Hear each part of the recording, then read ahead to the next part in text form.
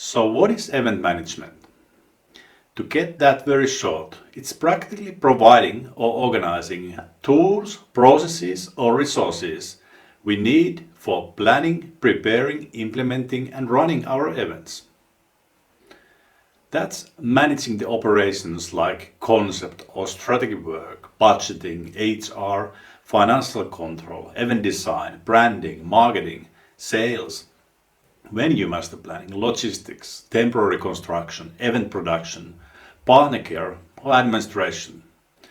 Important parts of your event to support your main thing, which should always be providing your event guests and customers event experience they deserve.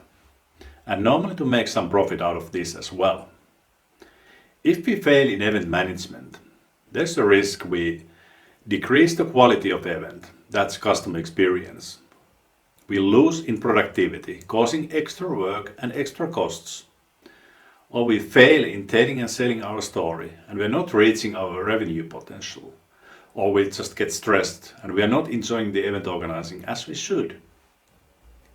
Obviously, these are consequences we want to avoid with performing better in management of our event projects. For that, we just need good event management tools and processes along our event project timeline.